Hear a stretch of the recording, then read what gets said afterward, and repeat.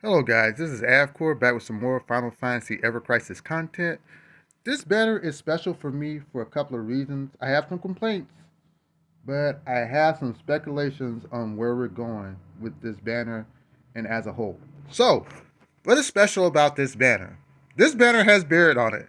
For me, it's Barrett. But for everybody else, it's going to have to be Aerith. This banner actually submits her place as the best character in the game in my eyes. So let's get into why that's the case. So let's go to try on.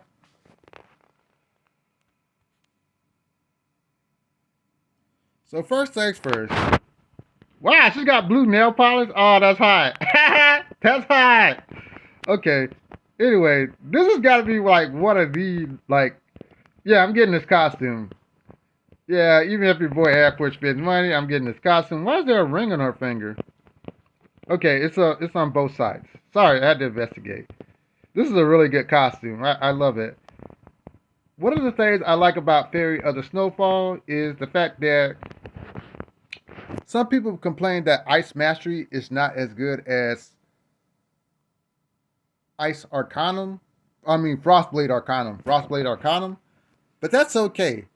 The devs are getting smarter, guys. Realize the devs have actually figured out the formula to make a great healer. They have figured out how to perfect this formula. And we're going to get into why that's the case. So when you look at Ice Mastery, that's fine. Boost HP 10%, that's great.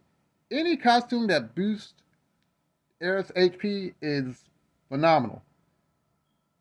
She wants to have loads of HP if you play her properly. So, excuse me. I like the design. I think the design is great. And our abilities are really good. The devs have poured so much time into this character that everything is building on top of itself. There was one bad weapon from the crossover bit, and that's it. Everything else has been golden. Even the chocobo staff is really useful in content. So if you face Mole Crawler, the attack is magic. So all you have to do is use her mana ward on the character that gets attacked, and you'll see the damage is not as bad as it would seem. But let's go to Snowflake. It only gets better. So first thing, Snowflake is a really great weapon. So let's look at it at 9 with just a one-off, and you rank it up to 9. That's 340% magic ice damage. But this is the kicker to me. Magic defense is decreased. So when you look at this weapon, you have to think about how well they made Zack's weapon, the the whisker weapon. So this is doing two things. First, you're getting the elemental damage that you want, but second, you're reducing magic defense by 2 stacks.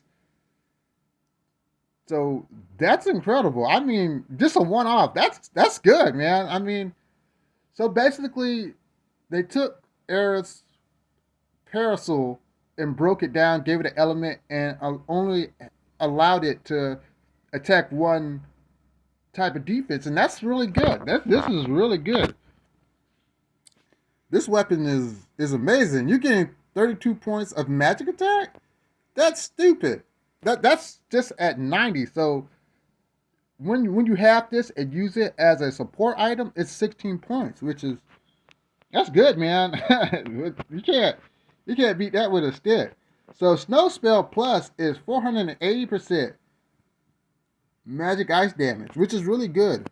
But this is the kicker. Your magic defense is decreased, and if you do it twice, the max potency is high. So you're looking at the perfect ice-based team. So you have Sephiroth as your main DPS, and she acts as a really great support DPS. I mean, yeah, man, this is lit. And look at our abilities. This is like Tifa's. What is that? Tiger Fang? One of her weapons. We're gonna check. Actually gets the 54 points of physical attack, which makes her really stupid. It's the one that has the wind attack. So anyway, yeah, look at the ice potency. That's 24. So that's 12 if you have it. And here, this is 23 points of magic attack. That's insane. So let's go ahead and hit OV10. So we're hitting 54 points of magic attack. So let's go back to the costume for a second. This is why you don't need. This is why you don't need magic attack on this costume. Because her weapon at OV10 hits 54 points of magic attack. And you add on 1 point wherever, and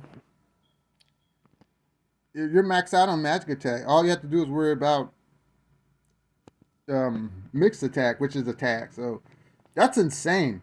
So this is the good OB10 weapon. So let's go even further to why this weapon is good. So attack boost, I'm not crazy about because you should only be using magic attack with this weapon. But you get magic attack boost here, which is good. But look what you get here. You get cure all. So we're going to talk about all cure spells in another video. But this basically says your cure and your Asuna magic can hit all targets, which is insane. So they're actually gearing her towards, if you want to use her in battle and you don't want to use Fairy Tail, they're slowly going to phase out Fairy Tail, I think. Because everybody, like, all the whales have this at OB10 already. And so they're going to phase this out. What we need to look and see is the fact that if Matt gets a weapon that does this, that has cure all in the third slot, if we start to see that, we're going to see them slowly phase out the healing weapons so they can make more money. Which this is about making more money, but like I said, that's a separate video. Overall, this, if you do not use Aerith, you can skip it. But if you do use Aerith, this is a must summon. I'm going to get the costume and weapon, of course, because I use Aerith, and this only makes her better. The devs have really figured out her character. They figured out how to make a great healer / support DPS. The problem is, I don't think they've invested enough time into other characters because despite the flaws that people will say about the weapon, because there are flaws, I mean, it doesn't do as much damage as other weapons. And going back to the support material, the cure restoration amount is minus 40%. So it's not going to be as high as Fairy Tail. Fairy Tail OB10 does 76% restoration. So it won't be as potent, but there are ways to get around that. But let's talk about Barrett last. So Barrett didn't get a costume, which upsets me to no end. It upsets me that he didn't get a costume. But there's hope. There's hope. There's hope, guys. There's hope. There's hope. So let's move on. Let's go to page 1. Let's go to page 2. All right. So at first, micro laser is meh. So you increase the magic attack of an ally by mid, right? And if you do it again, you actually reach max potency. But this is the problem. This is for ATB. So you're going to spend 8 ATB to max out a person's magic attack. Stalwart Faith is not really a great skill. Honestly. In reality, it's not really that good. Because we'll talk about a video about ATB usage. But ATB is valuable. It's like the gold of combat. You really want to think about how you apply and use your ATB GOG. And just in a very quick assessment, this is not a very efficient use of ATB because the best you can do is a one-off because you're literally on a timer in certain battles and you can't waste time because a lot of bosses at the end go into kill mode and start just striking you down. Black Waltz was the perfect example of this. So Stalwart Faith at base value is not good. But look at the boost heal. I want you to keep looking at boost heal. So your magic attack is increased at OB6 high. That gives me some concern because that's really good.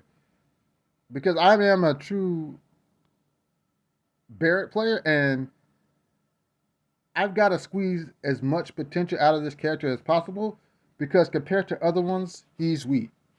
Just raw assessment. Like Barrett is not as good as Tifa. Barrett is not as good as Cloud. Barrett is not as good as Sephiroth. Barrett is not as good as Aerith. And on some level, Barrett may not be as good as he's not as good as Matt. Him and Glenn are equals.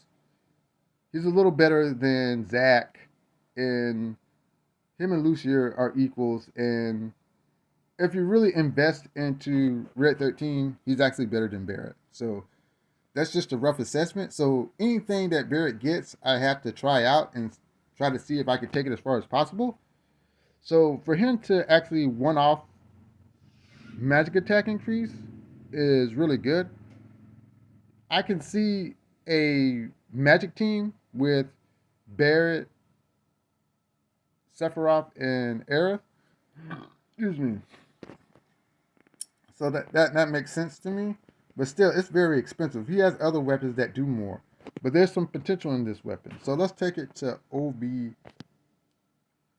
10.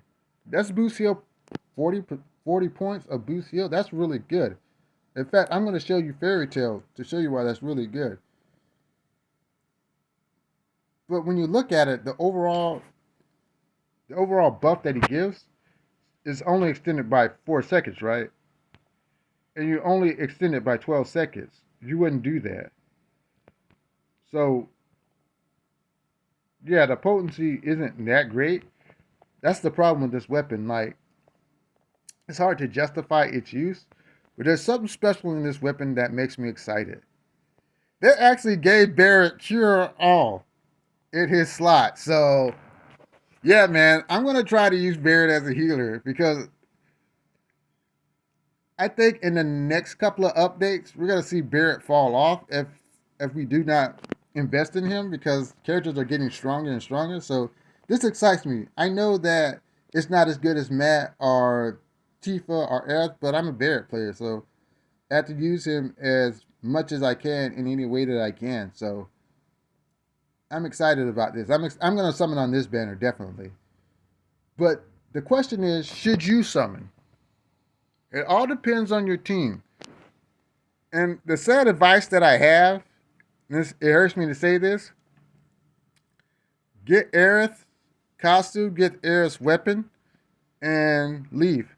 Because not everybody's a Barrett player. Barrett is a very expensive player to invest in.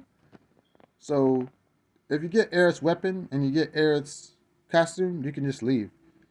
And I hate to say that, but anyways, if you like my content, hit the like, share, and subscribe button. I'll get back to you. You guys have a blessed day.